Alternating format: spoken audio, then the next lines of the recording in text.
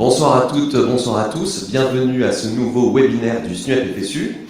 Ce soir, un thème important, la nouvelle année de terminale Bac Pro. Avec moi pour en parler, Axel Benoît, co-secrétaire général du SNUEP FSU. À ma gauche, Séverine Grelot, co-secrétaire général du SNUEP FSU aussi, qui va lire vos questions et qui va les sélectionner pour nous. Axel et Séverine sont tous les deux PLP et enseignent en lycée professionnel. Bonjour Axel. Bonjour. Alors, avant de rentrer dans le vif du sujet de cette nouvelle année terminale Bac Pro, peut-être un mot du contexte, un contexte spécial. Oui, tu as raison, un contexte spécial très particulier, puisqu'on est dans une période où le gouvernement a annoncé quand même des mesures brutales pour les services publics et pour les fonctionnaires. Mesures brutales dans le sens où on aura des suppressions de postes très fortes pour 2025. Je pense notamment 4000 à l'éducation nationale. Ce sont 220 postes en moins pour le budget 2025 dans les lycées professionnels publics, l'enseignement professionnel public. Donc, ça veut dire qu'on aura moins d'enseignants dans les lycées pro pour accueillir les élèves. Or, on voit très bien dans nos lycées pro dès cette rentrée, on a plus d'élèves. 15 000 élèves de plus dans les lycées pro publics rentrée 2024. On a encore des milliers qui sont attendus à la rentrée 2025. On a un contexte économique et social où on sait qu'on va avoir beaucoup de plans sociaux qui vont arriver et on sait que plus il y a de plans sociaux et moins on va avoir d'entrée en apprentissage. Donc on va avoir davantage de jeunes sortant de troisième, sortant de CAP qui vont rester dans nos lycées pro, qui vont venir dans nos lycées pro. Et si on supprime des postes, on ne voit pas comment on va pouvoir bien les accueillir. Donc on a une forte crainte là-dessus. Et une attaque très forte aussi pour les agents, puisque c'est 0 pour les salaires annoncés pour 2025, alors qu'on a déjà eu 0 en 2024. C'est une garantie individuelle du pouvoir d'achat qui est supprimée, donc pas de rattrapage pour les collègues qui ont perdu du pouvoir d'achat depuis 4 ans. Et puis c'est surtout une brutalité dans la culpabilisation des collègues, puisqu'ils annoncent par le ministre de la fonction publique passer de 1 à 3 jours de carence. Pourquoi je dis 0 ? Parce que nous, on veut 0 jours de carence, justement, on milite pour ça, et une baisse de l'indemnité des congés maladie ordinaires. Ça veut dire 90% au lieu de 100%, donc ça va être des centaines d'euros perdus quand on va être malade, et quand on est malade, on n'est pas coupable, hein. C'est juste qu'on est malade et c'est un droit d'être malade, et nos conditions de travail font tout pour accentuer ces problématiques-là. Donc c'est pour ça qu'on est engagé dans la mobilisation. Pour les PLP, il y a un retard fort aussi sur les salaires, hein. Aujourd'hui, un PLP au 8e échelon de la classe normale, si nos salaires avaient suivi l'inflation depuis 2002, il devrait gagner 650 euros de plus net par mois. Quelqu'un qui est hors classe, en début de la hors classe, ce serait plus de 720 euros net par mois qu'il devrait avoir supplémentaire. Donc on est engagé dans cette mobilisation, on a besoin d'un rapport de force, d'une mobilisation dans la durée, et on a une première étape dans laquelle est engagé le SNUEP avec la FSU et l'intersyndicale de la fonction publique du 5 décembre, donc pour être mobilisé en manifestation et en grève massive pour enclencher ce rapport de force qui nous sera favorable. Donc grève du 5 décembre, et peut-être aussi une autre actualité. Alors on a une actualité très forte éducation nationale, une annonce de ces dernières semaines qui est l'acte 2 du choc des savoirs. L'acte du choc des savoirs qui concerne aussi les lycées professionnels. Pourquoi ? Parce que en annonçant un DNB coup près à partir de la rentrée 2027, très clairement, nos lycées pro vont être impactés de manière très forte. Pourquoi ? Parce que d'un côté, on va avoir des jeunes qui, sans le DNB, ne pourront pas accéder à la seconde pro, donc se retrouveront soit en prépa seconde, soit les pousser à aller en CAP ou en apprentissage. Et à aller en CAP, ça fait écho fortement avec ce qui se passe dans l'évolution de la carte des formations, qui est aussi un élément de la réforme des lycées pro, où les premières remontées des régions et des académies, de la part des camarades du SNUEP, montrent qu'on va davantage vers des ouvertures de CAP et vers des fermetures de bac pro. Donc très clairement, on voit bien que là, il y a un objectif de baisser le niveau de qualification des jeunes dans les années à venir, pour les envoyer davantage en CAP qu'en bac pro. Nous, on n'est pas contre qu'il y ait des CAP, au contraire. On considère qu'il n'y a pas assez de classes de CAP aujourd'hui, des CAP à 12 d'ailleurs, qu'il faudrait, et pas des CAP à 24 ou 35, mais pas en allant fermer à côté des bacs pro. Oui, ou étoffons l'offre, augmentons l'offre de formation dans nos lycées pro, mais sans fermer en parallèle des BTS et des bacs pro. C'est pas ce qu'on réclame. Donc on va avoir aussi un point très fort qui va arriver en termes de transformation de nos lycées pro et de bousculement complet de ce qu'on peut faire nous au quotidien dans nos lycées pro, sans parler de l'actualité de cette année avec cette nouvelle terminale. Justement, cette nouvelle année de terminale Bac Pro. Alors, est-ce que tu peux nous expliquer ce que c'est, en quoi elle consiste, et surtout, qu'est-ce qu'en pense le SNUAP-FSU? Alors, nouvelle terminale Bac Pro, voulue par Emmanuel Macron et son ancienne ministre déléguée Carole Grandjean, et dont la ministre de l'Éducation nationale aujourd'hui, Anne Genetet, et son ministre délégué, Alexandre Portier, veulent qu'elle se mette en place. Très clairement, ils veulent rien changer. Alors, à cette date, nous, on considère qu'on peut encore changer cette année de terminale Bac Pro, on peut encore mettre les examens en juin, parce que la première rentrée pour cette nouvelle année de terminale Bac Pro, c'est qu'on avance les examens en mai. Les examens terminaux, les épreuves ponctuelles terminales auront lieu mi-mai, 12 et 13 mai pour le français, histoire géo, EMC et l'éco-gestion et éco-droit. 12 et 13 mai, ça veut dire que les CCF, les contrôles en cours de formation pour les autres disciplines, devront être terminés à cette date-là. C'est-à-dire terminés en avril, au moment où on est sur les vacances scolaires et autres. Donc, on termine beaucoup plus tôt que les années précédentes. Cette année, on aura 100 heures de cours en moins pour préparer les élèves au bac. Et on aura 2 épreuves qui, elles, sont repoussées complètement fin juin. La prévention santé-environnement, le 26 juin, et sur cette même date et le lendemain, les oraux de projet pour les jeunes. Donc, un bouleversement avec cette nouvelle année de terminale, nous on dénonce parce qu'on considère que les examens, ça doit être en juin, pour garder du temps de formation avec nos jeunes. Et pourquoi le ministère a voulu en fait avancer politiquement ces examens en mai, c'est pas pour améliorer les conditions d'études et d'accès au bac pour les jeunes, c'est pour qu'on pousse nos jeunes à être au mois de mai et au mois de juin dans les entreprises. Puisqu'on propose un parcours qui peut être en entreprise pour soi-disant s'insérer professionnellement directement derrière, un parcours qui a été présenté comme un premier job par l'ex-ministre délégué quand elle a annoncé la mesure, ou pour les entreprises comme un SAS de pré-recrutement. Donc on voit bien que c'est pas l'intérêt des élèves premiers qui guide en fait ce parcours différencié en entreprise.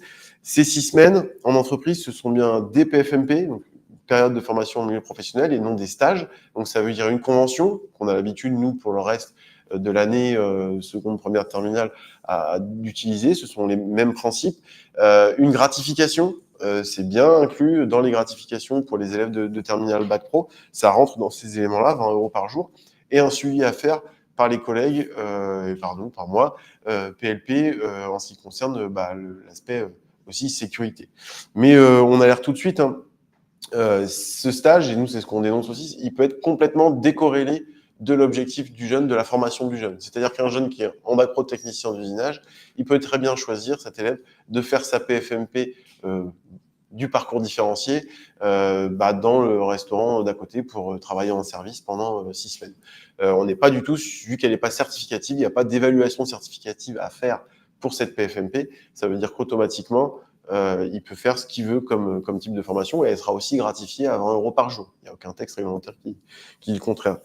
Et deuxième solution, deuxième choix possible pour l'élève, c'est de se dire je reste au lycée pour un parcours poursuite d'études, enfin affiché comme poursuite d'études, avec des heures d'enseignement, des heures de cours.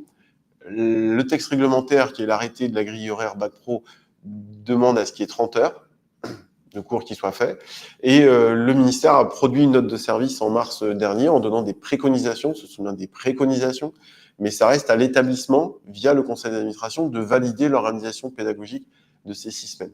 On voit aujourd'hui plein de projets sortir de soit d'inspecteurs, soit de chefs d'établissement, ou des choses qui sont un peu sur le coin d'une table ou un petit comité resserré. Non, les choses doivent être claires, inscrites en termes d'organisation pédagogique de l'établissement, donc passer en conseil d'administration. Et on doit avoir un travail qui, pour les collègues, ne doit pas partir dans tous les sens. L'objectif aussi de ce webinaire, et je ne vais pas rentrer tout dans les détails parce que l'idée c'est de répondre aux questions des collègues, c'est de donner les éléments pour pouvoir justement répondre à des choses qu'on peut nous imposer, qui ne se font pas forcément dans le sens d'améliorer les choses pour les élèves et d'améliorer leur formation, qui ne se font pas non plus dans le sens des PLP en termes de conditions de travail et de pression, puisqu'on sera sur une période de mai-juin où on aura aussi les autres classes à suivre en PFMP ou en enseignant.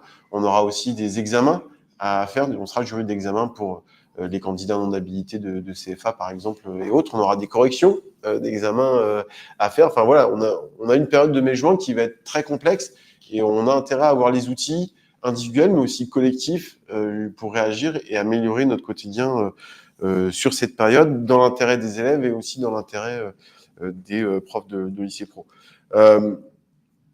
L'objectif, Très clairement, et c'est ce qu'on veut nous essayer de démontrer, c'est que cette période, elle n'est pas faite pour les élèves et qu'on veut forcer les élèves à aller en insertion, on veut forcer les élèves à les guider davantage vers l'entreprise.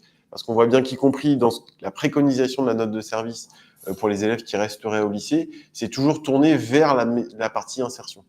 C'est toujours tourné vers créer son entreprise, c'est toujours vers comment je vais m'adapter quand je vais m'insérer dans l'entreprise, travailler des compétences pour aller directement en entreprise et non pas pour aller poursuivre des études. C'est là aussi où c'est un leurre pour les jeunes. Ils ont ce que préconise la note de service, c'est pas 30 heures de cours et d'aller renforcer leur savoir pour une réussite dans les études en BTS. Donc c'est pour ça que nous aujourd'hui on veut alerter. On a une position très claire qui est de dire l'objectif pour nous c'est que les examens reviennent en juin et qu'on puisse avoir davantage de temps avec nos élèves en cours pour les préparer au bac pro, parce que c'est aussi comme ça qu'on les préparera au mieux à la fois pour une poursuite d'études et pour une insertion professionnelle. Parce que très clairement, cette réforme, qu'est-ce qu'elle fait? C'est d'un objectif du bac pro qui préparait aux deux, et ben on va demander de préparer à l'un ou à l'autre, et puis aux deux. Donc, c'est-à-dire fermer des débouchés et des capacités pour nos jeunes derrière. Donc, voilà où on en est aujourd'hui, et je pense qu'on aura à agir, et puis on est disponible pour les collègues. De toute façon, on est présent au quotidien, mais on est présent aussi aujourd'hui avec eux en direct. Alors justement, juste un mot aux collègues, puisqu'on me dit que certains participants lèvent la main pour poser une question. Alors non, hein, il ne faut pas lever la main, vous écrivez sur le chat directement et on lira vos questions et on essaiera d'y répondre à toutes. Alors, je me tourne à Céline qui m'a déjà préparé une question d'Isabelle de Nantes. Quels sont les enseignements à donner lors de ce parcours? Alors, lors du parcours différencié, effectivement, pour les élèves qui vont rester au lycée, les enseignements qui sont à donner, ce sont les enseignements habituels. Ce que précise l'arrêté du bac pro, c'est de donner 30 heures de cours. Après, la note de service, qui est sortie en mars dernier, préconise des enseignements, préconise des choses. Mais il n'y a pas de programme, il n'y a pas de référentiel. Donc, c'est vraiment au choix des établissements, et c'est là aussi où nous, on dénonce cette partie-là. C'est-à-dire que on va vraiment vers un pas supplémentaire, vers l'autonomie d'établissement, et derrière, la fin du diplôme national et de la certification qui va être reconnue nationalement. Donc, il n'y a pas de contenu élaboré précis. La note de service préconise un certain nombre d'heures, par exemple l'équivalent de 3 heures de français, histoire géo par semaine, l'équivalent de 3 heures de maths sciences, mais ça reste des préconisations. Ça reste un choix des équipes pédagogiques localement de le faire. Et c'est pour ça que nous, on insiste. C'est en CA et en discutant collectivement avec les autres. Notre première préconisation, nous, SNUEP, elle dire, c'est que pour tenir sur cette période, et aussi d'un point de vue pour les élèves, c'est qu'on maintienne les emplois du temps et les répartitions qu'on a fait tout le reste de l'année. Pourquoi? Parce que ce sont des repères pour les élèves, ce sont aussi des repères pour nous, enseignants, c'est nous qui connaissons les élèves de nos classes, donc on a à continuer avec ces élèves dans les classes, et c'est là où on sera le plus efficace. Et on connaît aussi nos élèves, on connaît leurs besoins, donc en termes de contenu d'enseignement, on sait ce qu'on a à apporter pour eux, et non pas des choses qui viennent d'ailleurs, préconisées par un chef d'établissement qui n'a pas les élèves et dont le rôle n'est pas celui-là. J'insiste fortement sur le fait que vous devez, et nous devons rester, parce que je suis aussi enseignant et j'aurai des élèves, nous devons rester dans nos disciplines. On n'a pas à nous imposer d'aller dans une autre discipline. Voilà, si vous êtes professeur d'atelier dans telle discipline, éco-gestion, vente par exemple, bah, vous restez dans ces disciplines-là. On ne va pas vous demander d'aller faire d'autres, on n'a pas à vous l'imposer, à vous l'exiger, très clairement. Donc il n'y a pas de recette miracle, et c'est à nous aussi nous sommes professionnels, nous sommes cadres, nous connaissons notre métier, c'est à nous d'aller imposer ce qu'on sait faire. Très bien, une deuxième question. Olivier de Versailles, est-il sûr que les PFMP de juin seront gratifiés pour les élèves? Alors oui, c'est sûr, puisque dans les textes définissant en fait la gratification pour les jeunes de lycée pro, pour le bac pro, il est bien spécifié qu'il y a 26 semaines de gratifiés. C'est un maximum, il y a 26 semaines. Ce sont des PFMP, ces périodes de 6 semaines, des périodes de formation en milieu professionnel. Donc vu que ce sont des PFMP, il y a bien une gratification de 20 € par jour. Et pour les jeunes de bac pro, il y a bien un maximum de 26 semaines. Donc ces 26 semaines maximum intègrent bien ces 6 semaines de gratification. Et aucun texte réglementaire ne dit que il faut absolument que cette PFMP soit dans le domaine de formation pour qu'il y ait gratification. Non, c'est même si je reprends l'exemple du jeune en formation technicien d'usinage, s'il va dans le restaurant d'à côté pendant ces 6 semaines faire le service, il a aussi la gratification parce qu'il n'y a aucun lien qui est donné dans les textes réglementaires et rien ne dit, impose le fait d'y rester. Donc oui, il y a bien gratification de 20 € par jour, contrairement à ce que certains inspecteurs ou chefs d'établissement peuvent dire. Les choses sont claires, et ce, quel que soit le type de PFMP fait. Les seuls qui n'auront pas la gratification sont les jeunes qui, dans le parcours poursuite d'études, c'est en restant au lycée, feront des visites de stage ou quelques immersions en entreprise. Là, oui, ce sont des immersions, ce ne sont pas des PFMP, donc il n'y aura pas la gratification. Alors, une nouvelle question qui arrive tout de suite. Comment faire passer tous les euros de projet? Bah oui, c'est ce qu'on dénonce depuis le début. C'est là où on voit que cette réforme n'a pas du tout été conçue en connaissant les lycées professionnels et leur mode de fonctionnement, et dans l'objectif de passer calmement les épreuves certificatives terminales. L'épreuve de projet, c'est prévu sur les 2 derniers jours de juin, 26-27 juin, c'est-à-dire juste après la PSE. Les modalités ne changent pas par rapport au chef-d'œuvre, hein, ça reste un quart d'heure avec le jeune, et ainsi de suite. Donc oui, on va avoir sur une journée et demie, 2 jours, de manière très condensée, à faire passer tous les élèves de Terminal Bac Pro sur cette épreuve.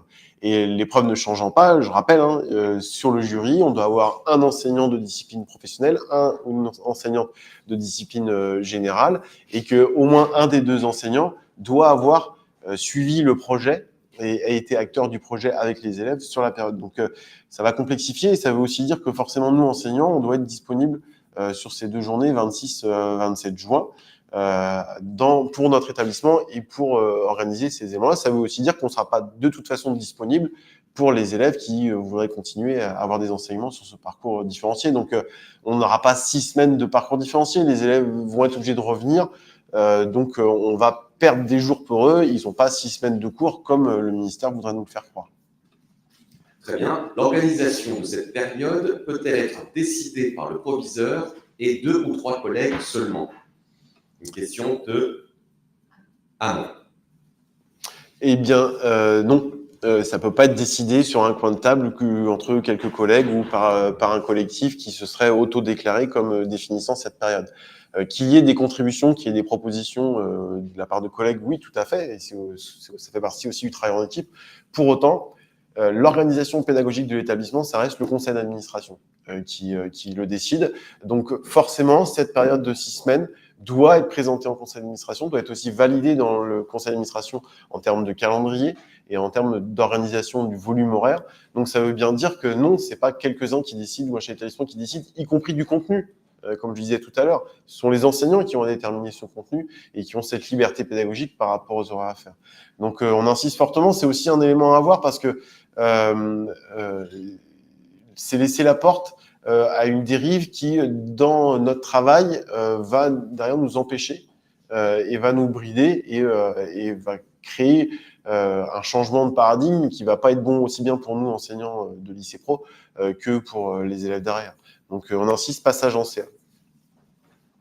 Peut-on modifier les EDT, emploi du temps, pendant cette période? Une question de Marie-Pierre. Alors oui, les emplois du temps peuvent être modifiés, mais je veux dire comme le reste de l'année, même si ce n'est pas une pratique, parce que les élèves ont besoin de cette périodicité et d'un socle sur lequel ils peuvent s'appuyer en termes de repères, nous aussi en tant qu'enseignants par rapport à nos pratiques. Les emplois du temps peuvent être modifiés, oui. Pour autant, il y a quand même un délai de prévenance à respecter, parce que ça veut dire une organisation aussi bien pour les élèves, mais aussi une organisation pour nous.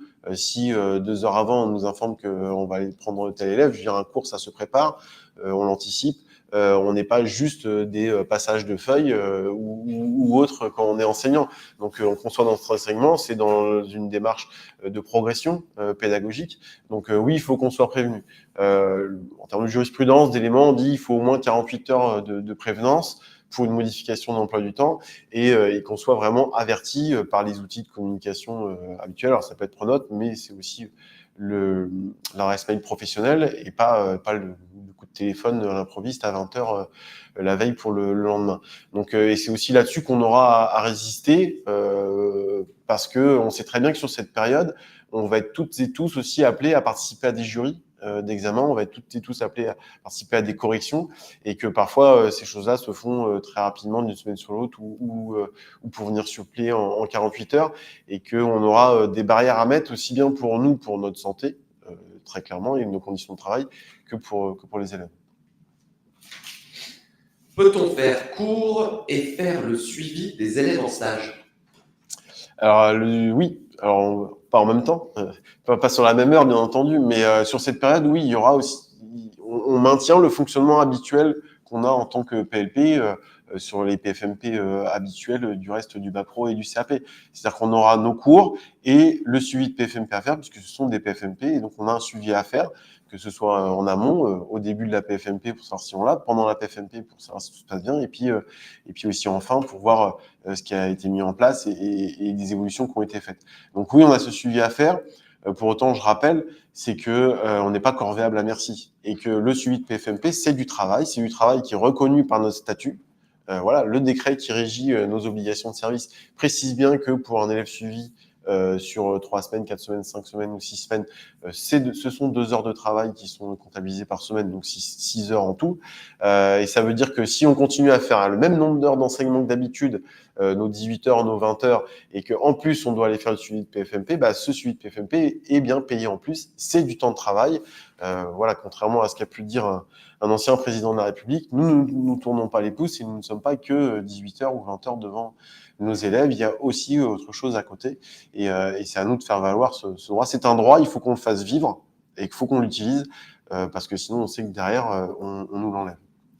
En tout cas, il y a quelqu'un qui se tourne pas les pouces, c'est Séverine, qui nous envoie toutes ces questions. Ça veut dire qu'il y a beaucoup de questions. Alors, les élèves doivent-ils faire leur stage dans leur filière?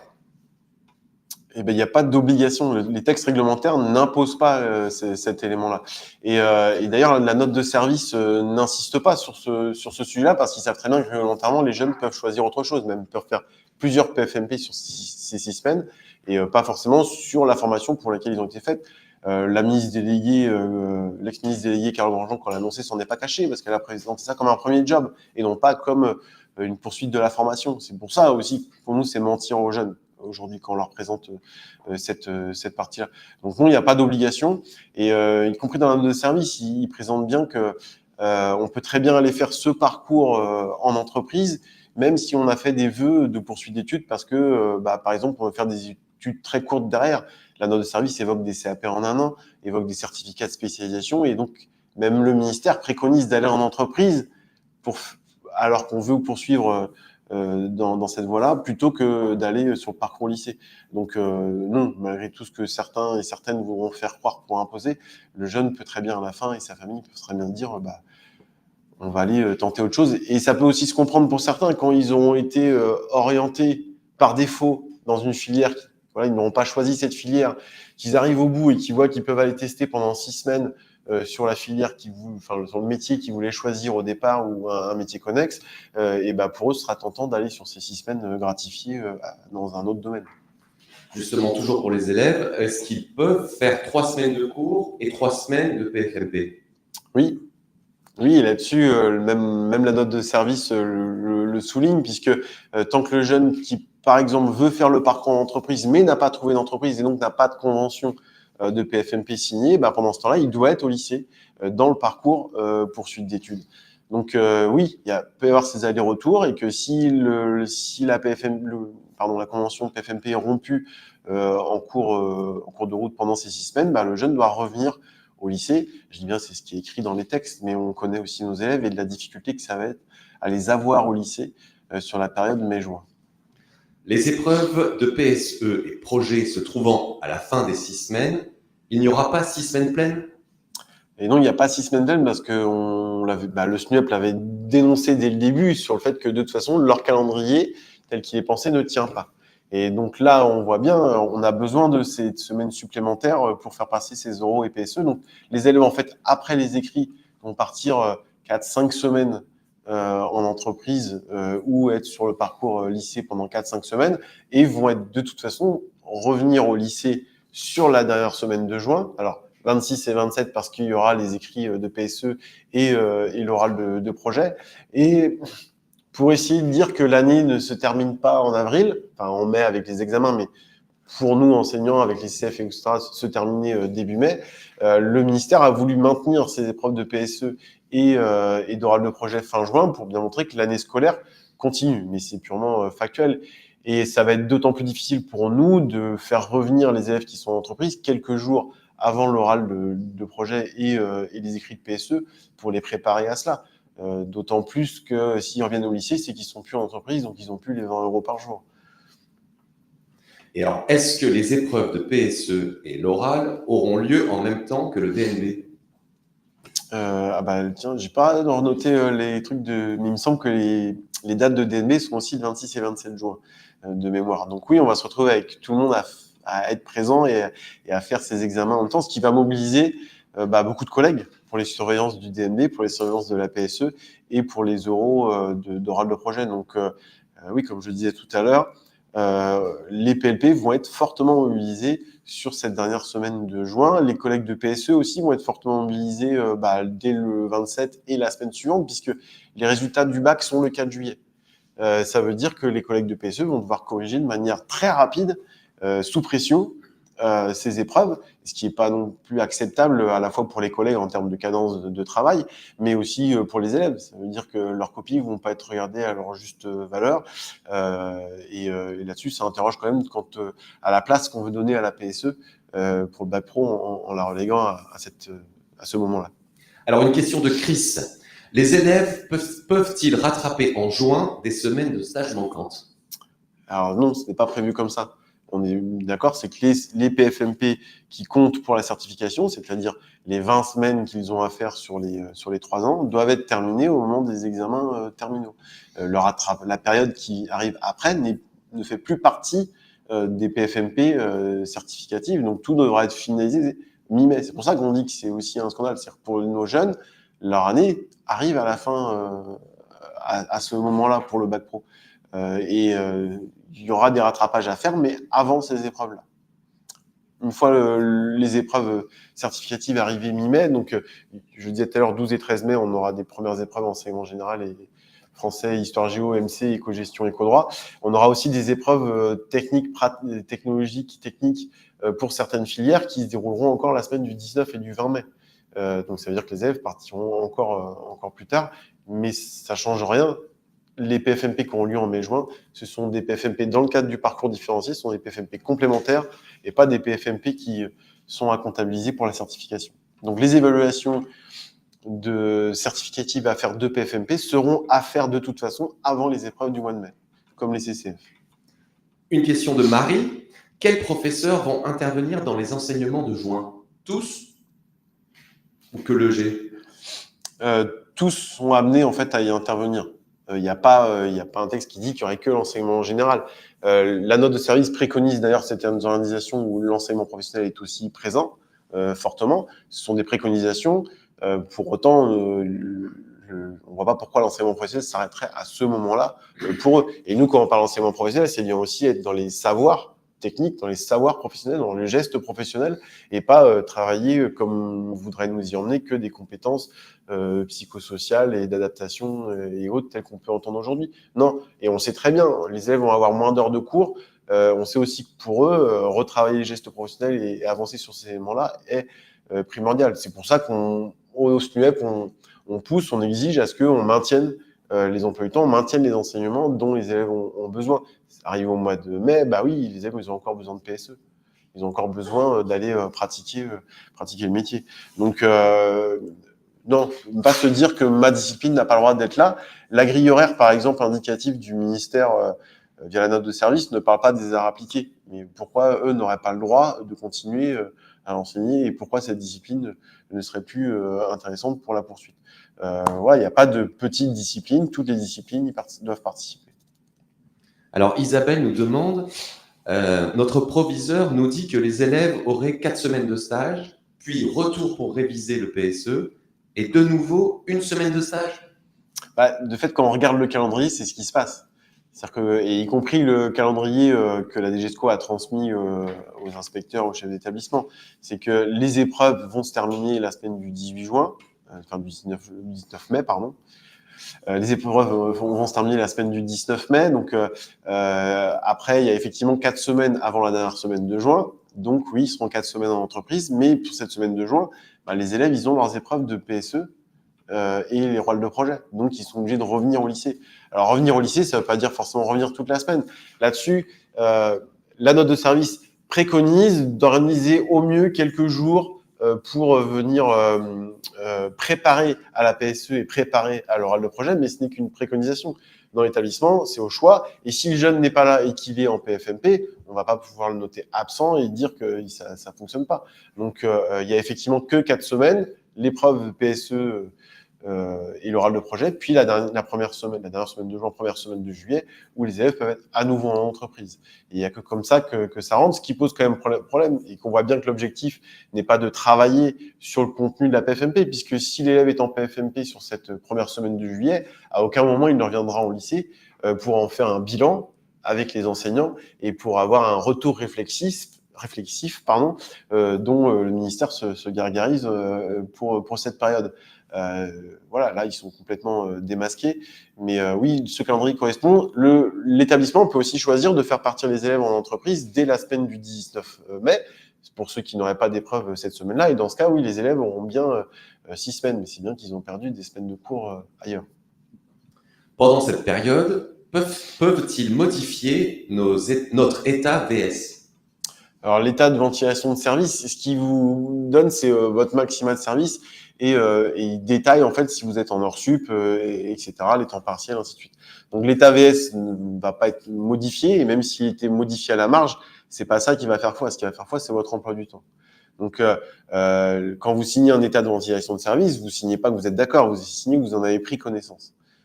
Et donc, arrivé à ce moment-là, là où il faudra être vigilant, c'est surtout sur les emplois du temps. Et que sur la semaine, on vous impose pas plus d'heures que ce qui est inscrit dans votre état de ventilation de service. Vous n'aurez pas plus d'heures à faire. Et aussi, on ne peut pas vous imposer d'aller faire des tâches administratives, par exemple, pour le secrétariat d'examen ou pour aller encadrer un groupe d'élèves qui sera en travail personnel, parce que c'est pas une obligation de service d'aller sur des disciplines que vous n'avez pas ou sur des tâches qui sont pas à faire, même si vous n'avez plus que 15 heures de cours. Je rappelle, notre ventilation de service, notre état de service, c'est notre obligation de service, pardon, c'est un maximum de service, 18 heures. Le sous-service n'existe pas pour nous enseignants. C'est pas parce qu'on fait que 15 heures qu'on va être en sous-service. Si derrière il y a une organisation qui est mal pensée, une réforme qui est mal faite pour le lycée professionnel, c'est pas de la faute des PLP, c'est de la faute du ministère et des gouvernants qui se succèdent. Donc on va pas essuyer les plâtres pour eux, parce qu'on fait déjà beaucoup. Donc non, restez sur ces éléments. Si effectivement vous avez plus que 15 heures de cours et qu'on vous demande d'aller dire vous allez encadrer ces élèves-là en plus, si ça relève pas de votre discipline, vous n'avez pas à le faire. La note de service préconise je me permets d'insister là-dessus, du travail personnel pour les élèves et pas du travail encadré.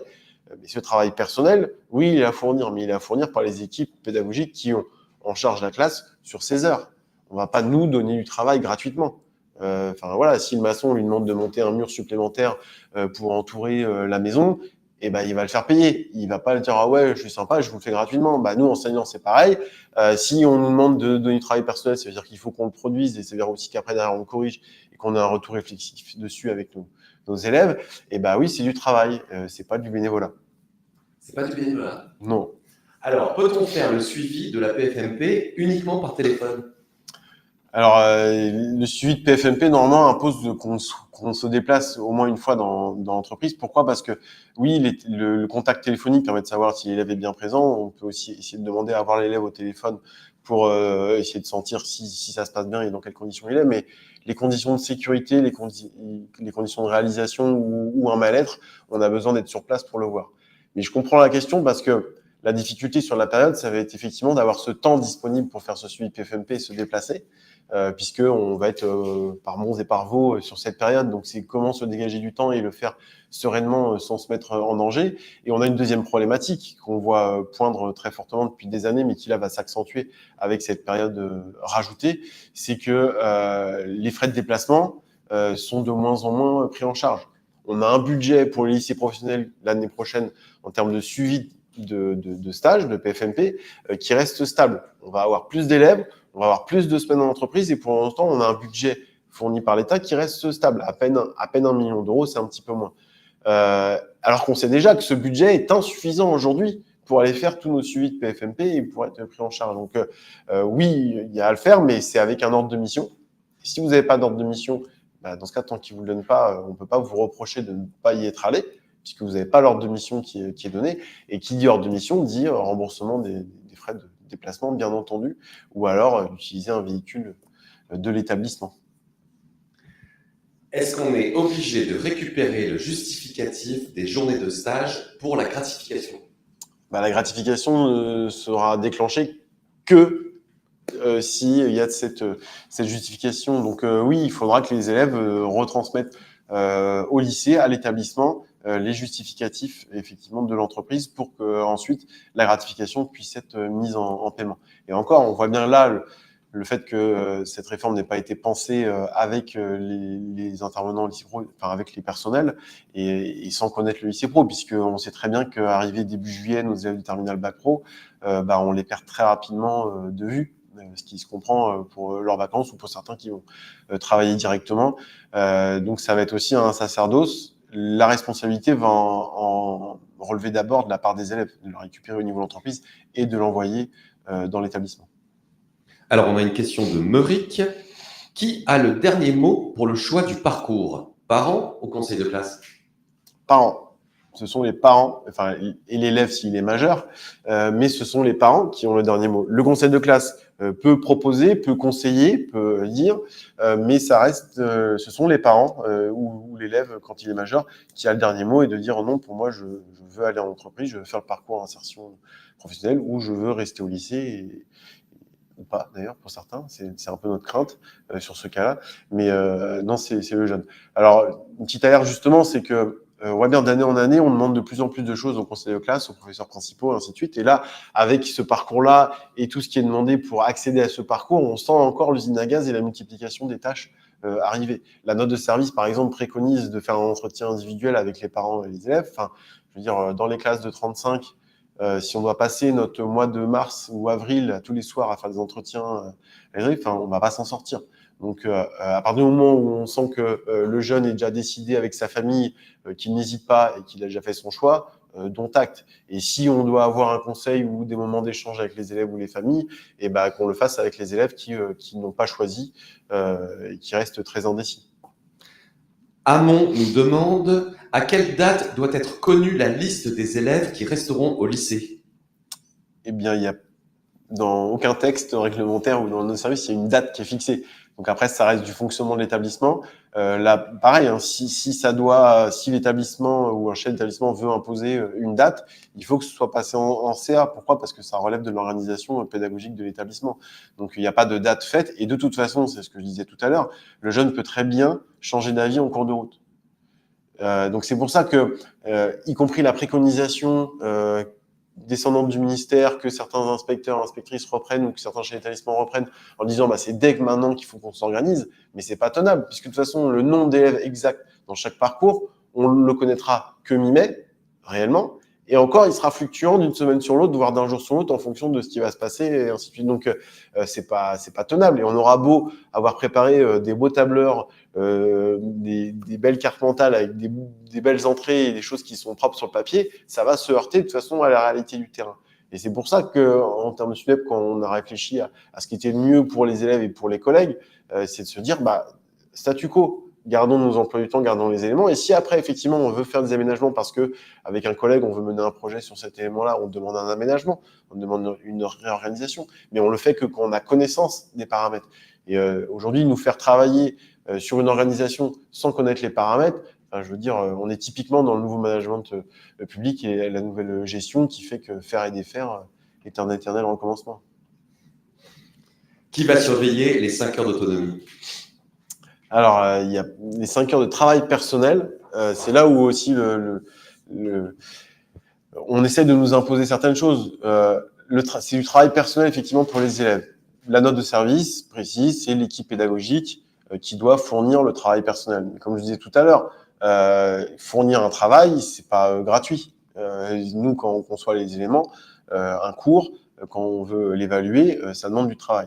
Donc, c'est pour ça que nous, on est contre cette partie travail personnel, que certains inspecteurs ou chefs d'établissement essayent de faire passer pour du travail encadré. C'est encadré par des AED, encadré par des professeurs ou par la professeure documentaliste. Enfin, je pense que la collègue ou le collègue professeur documentaliste, à ce moment-là, au CDI, il aura autre chose à faire que juste surveiller des élèves qui auront ce travail-là. Donc, nous, ce qu'on dit au niveau du SNUEP, c'est que si des PLP prennent en charge ces heures-là et sont effectivement avec les élèves sur ces heures-là, bah, ce sont ces collègues-là qui fournissent le travail et que le travail est fait par les élèves. Mais après, on connaît aussi nos élèves. Sur le travail personnel, on a besoin d'un accompagnement très fort. Et laisser seul, c'est laisser croire sur le fait que les années de bac pro ont suffi et que nos élèves seront preneurs d'être tout seuls, encadrés par un AED. Alors, en plus, là où c'est encore une fois un élément qui montre la méconnaissance des lycées professionnels, c'est que déjà, on manque d'AED dans nos lycées pro, et les AED auront autre chose à faire que d'aller en plus surveiller des jeunes avec un travail personnel, puisqu'il y aura les autres classes qui seront là, il y aura la fin d'année à préparer quand il y a des internats et autres. On manque déjà d'AED, on est sous-doté en lycée pro par rapport aux lycées généraux technologiques et collèges en nombre d'AED.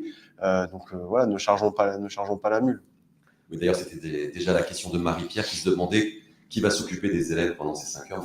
J'ai déjà répondu. Alors, quand doivent être terminées les épreuves de CCF ainsi que les oraux d'anglais? C'est une question d'Agnès. Eh bien, toutes les épreuves qui sont CCF, en fait, contrôle en cours de formation, donc que ce soit professionnel, maths, sciences, effectivement, anglais désormais, tout cela devra être terminé avant les épreuves terminales ponctuelles de français, d'histoire géo, de MC, éco-droit, éco-gestion, donc c'est-à-dire avant le 12 mai.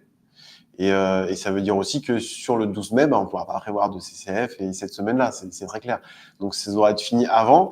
Quand on sait en plus la difficulté parfois et qu'on a besoin de 2 jours de réserve, enfin de plusieurs jours de réserve pour faire passer CCF à des élèves absents parce que certificat médical, parce que journée défense citoyenneté, enfin voilà, il y en a beaucoup. Ça veut dire en gros que dans nos têtes, nous enseignants, on sait que aux vacances de printemps, il faudra que nos CCF soient quand même s'ils ne sont pas finis, qu'ils soient quand même bien avancés et qu'on soit proche de la fin pour terminer. Donc voilà, une année en fait de terminale d'enseignement qui va se finir en mars. En fait, on retrouve sur la situation en fait des lycées généraux et technologiques il y a encore 2 ans, pour lequel le ministère a reconnu son erreur, mais pour les lycées pro, peu importe, on continue. Donc sachons prendre prendre les leçons du passé et remettre les examens de lycée pro en juin. Et puis ce sera mieux pour tout le monde. Cathy se demande si les programmes doivent être finis fin avril. Eh bien, vu qu'ils n'ont pas changé, ce sont les mêmes, oui. C'est-à-dire que les programmes devront être terminés pour les épreuves qui auront lieu en mai, mi-mai. Et puis, vu qu'en plus, on se retrouve avec un 1er mai et un 8 mai en plein milieu de semaine, donc ça va être très compliqué. C'est effectivement fin avril. Donc, nos programmes devront être terminés pour la fin avril, tout à fait. Un élève qui fait des vœux Parcoursup peut-il aller en entreprise? C'est une question d'Isabelle. Oui, on peut avoir fait des vœux Parcoursup pour des BTS, pour un certificat de spécialisation, pour aller à l'université.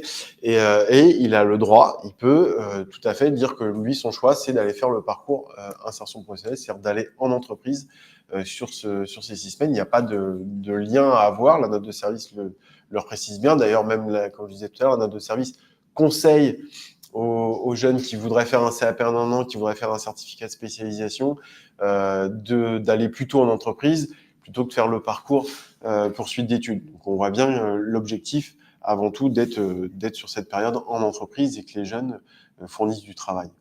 Et inversement? L'inverse est complètement possible. On peut très bien ne pas avoir fait de vœux Parcoursup, mais parce que on veut se renforcer ou parce qu'on se donne d'autres perspectives et dire je reste sur le parcours lycée et je m'inscris donc dans le cadre de rester au lycée avec une grande interrogation. Hein. Je pense qu'il faut qu'on soit clair aussi entre nous. Nous, c'est même pour les élèves qui choisiraient le parcours lycée, est-ce qu'ils seront présents? Voilà, on a l'expérience du bac, je le disais, du bac général et technologique avancé au mois de mars. On sait aujourd'hui quel était l'absentéisme des élèves sur la période avril-mai, début juin, on a quand même une grosse crainte par rapport à ça et on sait très bien que de toute façon, on ne pourra pas agir puisqu'on est sur la fin d'année de terminale. C'est pas à ce moment-là que un révélateur d'absentéisme va pouvoir être traité. C'est pas à ce moment-là. Et puis, ils sont pas là parce qu'ils vont être décrocheurs. Ils sont juste là parce que pour eux, l'année sera terminée. Une autre question. Alors, Ibrahim se demande, son inspectrice dit qu'une PFMP hors de la filière de l'élève ne sera pas gratifiée. Est-ce que c'est vrai? Eh bien non, il n'y a aucun texte qui dit contraire ou qui le permet. À partir du moment où ils sont en PFMP complémentaire, c'est-à-dire une PFMP avec une convention signée, et la convention est bien la même que les autres PFMP, hein, là-dessus, y compris la note de service le rappelle, la note de service du ministère le rappelle, donc ce sont des PFMP complémentaires, et même si il est parti faire 6 semaines dans un garage alors qu'avant il était en bac pro métier de la sécurité, et ben il aura la gratification de la même façon.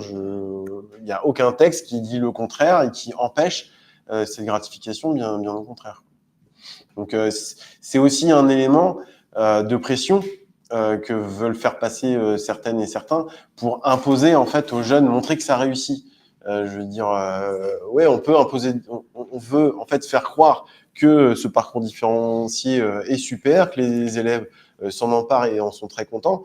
Mais si c'est mentir aux jeunes et faire croire qu'effectivement, ils n'auront pas de gratification parce qu'ils choisissent un autre métier que celui de la formation, je trouve que c'est quand même relativement malhonnête vis-à-vis des jeunes et encore plus vis-à-vis aussi des collègues dans le discours qu'ils pourront avoir avec les élèves. Donc non, allons voir effectivement les textes. Les textes ne disent à aucun moment qu'il faut qu'il y ait corrélation absolue entre la PFMP et les éléments. Et d'ailleurs, je le redis, hein, c'est pour bien montrer l'esprit de cette réforme, et même si certains essayent de ramer, de rétropédaler derrière, mais quand elle a été présentée par l'ex-ministre délégué, cette période-là a bien été présentée comme une période de premier job, et que ce premier job pouvait être complètement déconnecté de la formation du jeune. Donc quand on présente une réforme, on présente un nouveau dispositif en l'expliquant comme ça, on a tout de suite compris ce qu'il en est, et aujourd'hui, alto pression, et que certains assument ce qu'ils n'ont pas combattu. Que feront les enseignants d'art appliqué? Peut-on les obliger à enseigner la culture générale, se demande Sabine. Eh bien non, nous ne sommes pas, qu'on soit prof d'art appliqué ou prof de français, histoire géo, EMC, ou prof de maths sciences, ou prof de mécanique, ou prof d'éco-gestion, administration, on n'est pas prof de culture générale, ça n'existe pas. Ils ont essayé de le mettre en place avec l'acte 1 du choc des savoirs. Il y a eu un bouclier, il y a eu un rapport de force qui a permis de l'éviter. Ne le laissons pas entrer par la petite porte via les lycées professionnels et via ces 6 semaines de flou et d'autonomie laissée complète pour que derrière, ils nous l'imposent. Donc non, prof d'art appliqué, oui, nous on considère que l'art appliqué a aussi toute sa place encore dans ce parcours, et c'est toute sa place en étant professeur d'art appliqué et pas prof de culture générale. Une autre question de Séverine. Les compétences psychosociales, qui va les enseigner? Eh bien, on cherche toujours les professeurs de compétences psychosociales. C'est là où aussi on voit bien que, en plus, résumer l'approche et le travail sur ces compétences aux seules 6 semaines de ce parcours différencié, c'est nier complètement tout le travail que nous, PLP, on peut faire pendant tout le parcours du bac pro, que ce soit en seconde ou en première. Donc, il n'y a pas un enseignant ou une enseignante ou une discipline désignée pour enseigner ces compétences psychosociales. Comme nous, notre conception, nous, pour le SNUEP, c'est que cette période, ça doit rester des périodes d'enseignement, et que nous, on est les mieux à même, PLP, d'enseigner dans notre discipline, et pour la transmission de savoir, de savoir-faire, de gestes techniques, et y compris dans certaines disciplines de savoir-être, de posture professionnelle.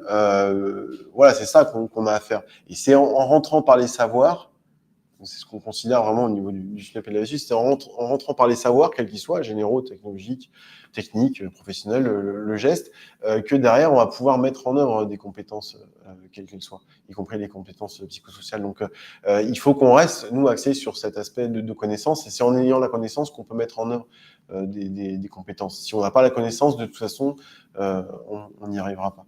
Donc, non, arrêtons d'aller vers ces états d'âme et restons sur nos éléments disciplinaires, et on a les élèves au quotidien sur ces éléments-là, c'est ça qu'on sait faire. Ça fait depuis des années, des dizaines d'années que les collègues, nous PLP et nos anciens collègues qui maintenant aujourd'hui sont à la retraite savent faire, et c'est par ces éléments-là que aussi on raccroche nos élèves et qu'on les fait réussir aussi bien pour accéder au diplôme que pour poursuivre des études ou pour le domaine professionnel derrière. Et d'ailleurs, on a des collègues aujourd'hui PLP qui avant sont passés par le lycée professionnel et ont été formés en lycée pro. Donc utilisons cela. Alors, une question d'Isabelle. Que se passe-t-il pour un élève absent en PFMP ou alors absent en cours? Alors sur la période, je suppose que c'est par rapport à la période parcours différencié, celui qui est absent de sa PFMP, il faut le déclarer absent dans nos logiciels de suivi, dans notre suivi, et puis il n'aura pas les 20 € de gratification pour cette journée sur laquelle il était absent, sauf s'il a un certificat médical. Voilà, c'est la chose habituelle. Et puis pour le jeune qui est absent alors qu'il va être au lycée, on va le déclarer absent, mais soyons lucides, nous serons en mai, juin. Est-ce que c'est à cette époque-là qu'on va devoir déclencher une alerte quant à l'absentéisme et quant à un décrochage possible? On va le planter absent, et je pense qu'en plus, les vies scolaires vont avoir d'autres choses à gérer en plus sur cette période-là. Elles sont déjà bien occupées. Donc voilà, on les déclarera absents. Maintenant, nous n'aurons plus d'emprise sur les jeunes à cette période-là de l'année. C'est aussi pour ça qu'on voit bien. On l'a bien vu lors de la réforme général du lycée général technologique avec le bac avancé, les épreuves avancées en mars. Il y avait de l'absentéisme, et pour autant, est-ce que les choses ont pu être traitées? Non. Déjà, on n'est pas en capacité, s'il y a un afflux massif, effectivement, d'élèves absents, à le traiter, et on est trop tard dans l'année pour aller engager quelque chose. Une semaine de PFMP peut-elle être prévue après les épreuves de PSE et de projet? Oui, tout à fait possible, parce que je disais tout à l'heure que la période dernière semaine de fin juin, début juillet, soit effectivement une période de PFMP. Mais c'est là où aussi où on voit bien que l'objectif n'est pas de travailler sur la formation des jeunes, puisque s'ils sont en PFMP à ce moment-là, ils ne reviendront plus après au lycée pour avoir ce retour réflexif sur ce qu'ils ont pu travailler en PFMP et avoir ce retour avec les collègues.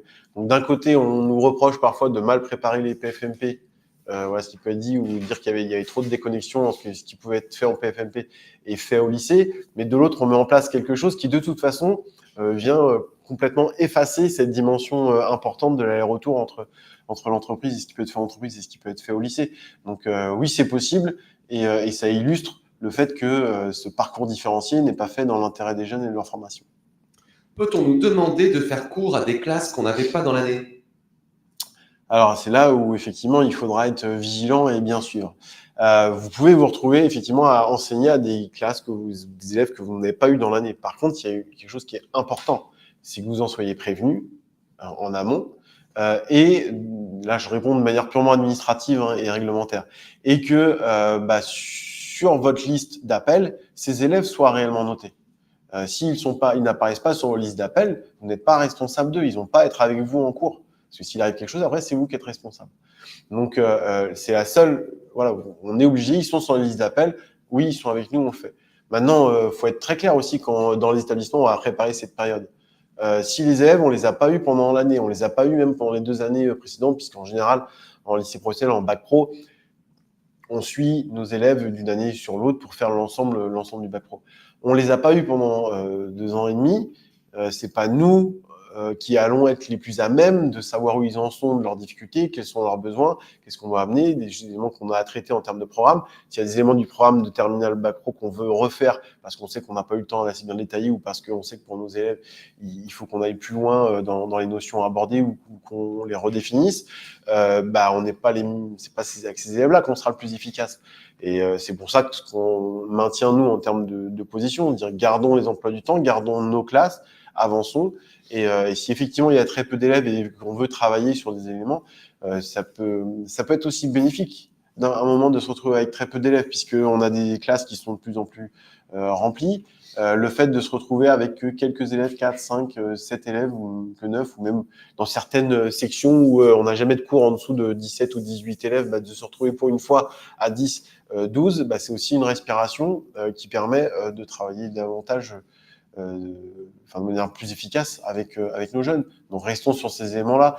et ne rentrons pas dans des usines à gaz pour changer tout le temps, etc. Puis, enfin, soyons aussi corrects avec les vies scolaires, et puis je pense qu'on voilà, ne pas tout changer parce que le suivi sera encore plus ardu pour les vies scolaires si on change les listes d'élèves tous les jours. On continue les questions. Bah oui. Est-il prévu du temps de révision pour la PSE? Alors, la note de service préconise, voilà, de toute façon, la note de service ne fait que préconiser, mais effectivement, il y a une préconisation, un conseil d'essayer de faire revenir les élèves 1 à quelques jours avant l'épreuve, donc c'est aussi très flou en termes de préconisation, donc on voit bien qu'ils prennent des pincettes pour se préparer à l'oral de projet et pour se préparer à la PSE. Mais pour autant, si le jeune était en entreprise et qu'il reste en entreprise et que sur la convention de PFMP, il est bien marqué qu'il peut être en entreprise à ce moment-là, et ben il y est. Donc après, c'est au choix des établissements de le proposer, de le mettre en place, ce qui n'est pas simple non plus parce qu'on va pas faire 2 fois 7 heures de PSE 2 jours avant l'écrit. Enfin, la pertinence pédagogique de faire, d'autant plus pour nos élèves, de faire 2 fois 7 heures, quelle est-elle? Enfin, je veux bien qu'on me la démontre, qui est quelques heures, effectivement 1 heure ou 2 ou même 2 heures sur 2 jours, d'accord. Mais faire revenir des élèves qui parfois habitent loin, juste pour être sur 2 heures, et ainsi de suite, je pense que c'est pas de la meilleure façon de rendre attractif notre lycée pro, de travailler comme ça. Une question de Cynthia. Si on fait cours de PSE, est-ce que ce n'est pas injuste pour les élèves en stage? Eh bien oui, totalement. C'est ce qu'on dit nous depuis le début, c'est que là on crée une rupture d'égalité vis-à-vis par rapport à l'examen. Mais même si on fait pas de cours de PSE, on crée une rupture d'égalité avec ces 2 parcours. Pourquoi? Parce que on va avoir des jeunes qui d'un côté sont en entreprise et donc ont quitté l'habituel monde scolaire et de nos lycées pro, et donc ils sont plus dans les habitudes de travail scolaire. Quand en parallèle, d'autres seront restés au lycée pendant ces 4-5 semaines et seront toujours dans le mode élève et dans l'habitude de travailler et ainsi de suite. Donc, PSE, pas PSE, j'ai envie de dire, de toute façon, on crée une rupture d'égalité devant l'examen et devant, de PSE et devant l'oral de projet. C'est pour ça que dans la note de service, ils préconisent, ils poussent à ce qu'on invite les élèves à revenir 1 jour, 2 jours ou 3 jours avant les épreuves de PSE pour remettre ces élèves-là et essayer de gommer cette inégalité face à l'examen. Mais de toute façon, même si c'est 1 jour ou 2, on ne viendra pas gommer cette inégalité. Et c'est aussi pour ça que d'ailleurs, dans les préconisations de grille horaire, ils ne font pas apparaître la PSE pour pas en plus rajouter à cette inégalité. Donc on voit bien que on a eu une commande politique qui allait à l'encontre des élèves de lycée pro, à l'encontre des personnels, et que le ministère essaye de rattraper 2-3 éléments en mettant des petits pansements sur des jambes de bois, mais ne soyons pas dupes. Donc oui, il y a une inégalité face à l'examen. Oui, les élèves auront moins de temps pour se préparer aux examens de toute façon. Donc c'est pour ça qu'on reste nous sur l'objectif d'examen qui soit rétabli au mois de juin. Question de Fred. Pendant ces périodes d'examen et de parcours différenciés, est-ce que nous aurons cours avec les CAP, les secondes et les premières? Ben, si dans le calendrier des PFMP, le calendrier annuel qui a été voté normalement en CA en début d'année ou au mois de juin précédent, les élèves de seconde, première, Bac Pro et de CAP ne sont pas en PFMP, bah oui, on continue à avoir cours avec eux. C'est là aussi la difficulté. Ça veut dire que par exemple pour nos CAP, on a l'habitude de faire les CCF en mai. Voilà, de les débuter, de les avoir vraiment en grande partie en mai et de finaliser sur début juin pour les quelques retards qu'on aura eu ou si on veut faire repasser. Donc, le fait que les épreuves de Bac Pro soient en plus mi-mai, ça va encore plus nous poser problème parce que bien entendu, on ne pourra pas faire passer de CCF sur ces éléments-là. On sera, nous, mobilisés pour aller faire passer, surveiller les examens. Il faudra du calme dans l'établissement, ce qui ne va pas non plus être sans problème par rapport aux conditions de passage de ces examens ponctuels. Donc, on va avoir cette problématique-là et c'est pour ça qu'on insiste. On a d'autant plus intérêt à ce que ce soit individuellement ou collectivement à faire valoir nos droits et à être dans ces éléments-là dans nos établissements pour bien montrer que cette période-là n'est pas pertinente pour les élèves, elle n'est pas pertinente non plus pour nous. Et c'est en ce sens que le SNUEP agit, c'est-à-dire à la fois aujourd'hui en répondant aux questions en direct, en ayant alerté dès l'annonce de cette réforme et en ayant produit des outils d'analyse et de décryptage, que ce soit des tracts sur nos sites ou que ce soit dans nos publications que j'invite à aller lire régulièrement sur notre site. Alors les adhérents ont cette chance de les recevoir chez eux, donc c'est aussi intéressant de ce point de vue-là d'être au SNUEP FSU. Et on va produire des outils ensuite d'ici le début du printemps, aussi bien en termes de réponse aux questions, un peu type foire aux questions comme on le fait lors de ce webinaire, et donner les outils pour ne pas se laisser imposer. Oui, on va continuer nos cours, et on aura aussi des suites PFMP à faire dans le même temps. Donc tout ça, c'est bien régi, c'est du droit, c'est du temps de travail qui est comptabilisé, qui est bien écrit. Nos collègues précédemment et les responsables syndicaux se sont battus pour qu'il y ait ces éléments-là. C'est pas pour rien. C'est pour que nous, au quotidien, dans notre travail, on soit pas submergés et qu'on puisse avoir ces éléments-là et qu'on vienne pas exploser en vol en termes de fatigue parce que tout sera pas tenable. Et là-dessus, on a un réflexe individuel par rapport à nos droits, puis aussi collectif pour imposer un fonctionnement qui soit pas celui décidé par le chef d'établissement dans un coin ou des préconisations d'inspecteurs qui tiennent pas la route de toute façon ou qui ne respectent pas ce qui peut être préconisé, demandé par la note de service.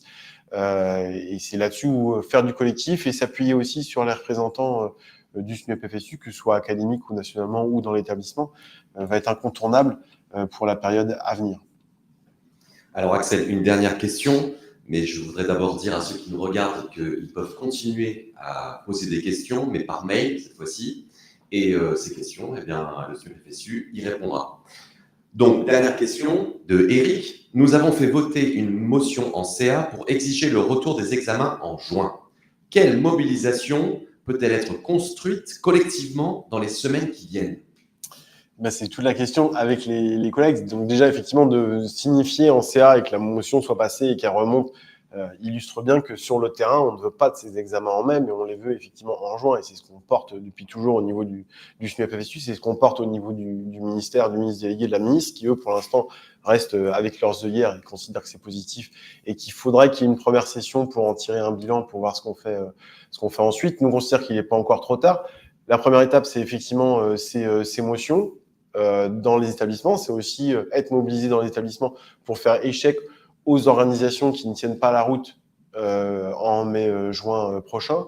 Et puis, c'est être mobilisé dès le 5 décembre, et effectivement, parce que le 5 décembre, on va être mobilisé pour le service public d'éducation, pour les lycées professionnels publics, pour le sort qui nous est réservé, nous, en tant que personnel, par rapport à nos salaires, par rapport à nos droits quand on est malade, mais aussi par rapport à notre quotidien au travail.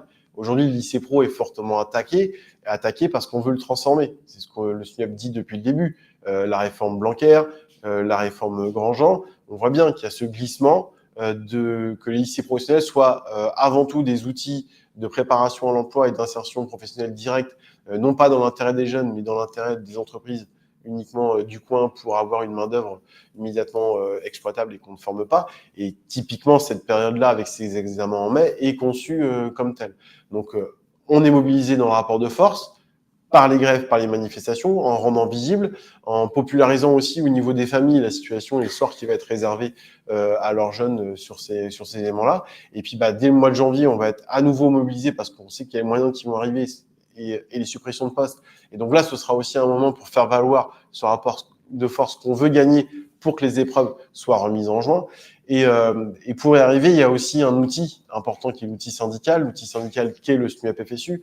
Et plus cet outil syndical sera fort, nombreux, voilà, on augmente en nombre d'adhérents d'année en année au sein du SNUEP, on se renforce, plus on sera encore nombreux, plus on sera capable de mener ce rapport de force avec le ministère et de gagner pour rétablir les examens en juin.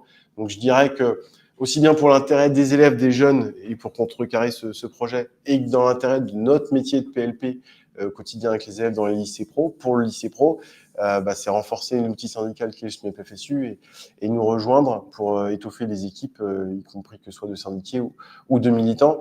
Et c'est aussi avec la force du collectif qu'on arrivera à faire tomber cette injustice pour nos jeunes de lycée pro. Eh bien voilà, notre webinaire se termine. Donc pour les examens en juin, il faut adhérer.